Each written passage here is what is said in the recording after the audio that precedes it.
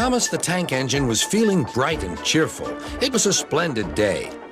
"Good morning," he whistled to some cows, but the cows didn't reply. "Never mind," said Thomas. "They're busy with their breakfast." Next, he saw Bertie.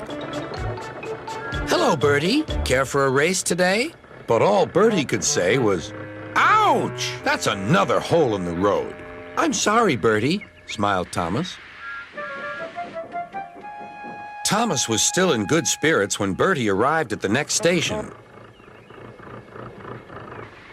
"Bad luck, Bertie. Now, if you were a steam engine, you would run on a pair of reliable rails."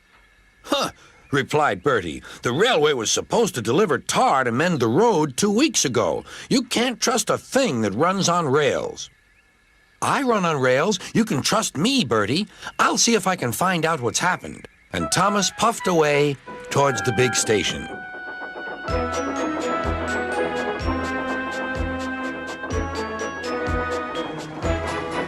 James was snorting about in the yard. "It's too bad," he grumbled. "Percy goes to work at the harbor and I do his job, here, there, and everywhere. Take that!" "Oh," groaned the freight cars. "Just you wait. We'll show you." Gordon laughed. "I'll tell you what, James. If you pretended to be ill everywhere, you couldn't shunt freight cars here or go to the quarry there, could you?" "What a good idea," agreed James. "Look, here comes Thomas. I'll start pretending now." Thomas was sorry to see the engines looking miserable. "Cheer up," he puffed. "It's a beautiful day." "Yes," grumbled Gordon, "but not for James." "What's the matter?" asked Thomas. "He's sick," replied Gordon. "Yes, he is. I mean, I am," stuttered James. "I don't feel well at all." "Don't worry," said Thomas kindly. "I'll help out if you're ill." Gordon and James snickered quietly to each other. Some of James's cars were coupled behind Thomas, and he steamed away to the quarry. The cars were still cross. "We couldn't pay James back for bumping us, so we'll play tricks on Thomas instead. One engine is as good as another." But Thomas didn't hear them. He collected all the stone from the quarry and set off back to the junction.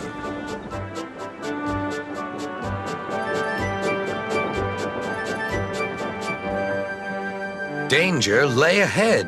"Now for our plan," giggled the cars. "Go faster, go faster." They pushed Thomas over the switches. "Slow down," called Thomas's driver and applied the brakes.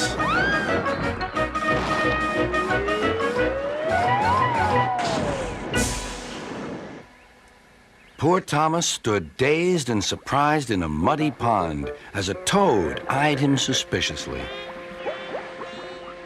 "Bust my buffers," muttered Thomas. "The day started so well, too." Duck pulled away the cars, and Edward helped Thomas back to the junction. Suddenly, Thomas remembered the missing tar. He told Edward all about it. "That's strange," said Edward. "A car full of tar has been left at my station. That must be it. Driver will make sure it gets to Bertie now."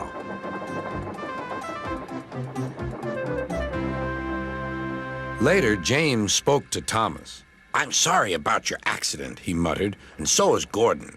We didn't mean to get you into trouble."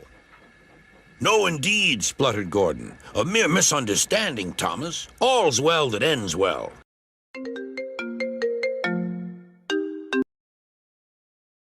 "My road's being mended now." "Oh, I am glad," replied Thomas. "Thanks for all you did," added Bertie. "Now I know I can trust an engine, especially if his name is Thomas." Gordon and James puffed silently away to the shed, but Thomas still had company. "Well, well," he sighed, "what a day for surprises." The toad, who was looking forward to a ride home, noisily agreed. It's my song.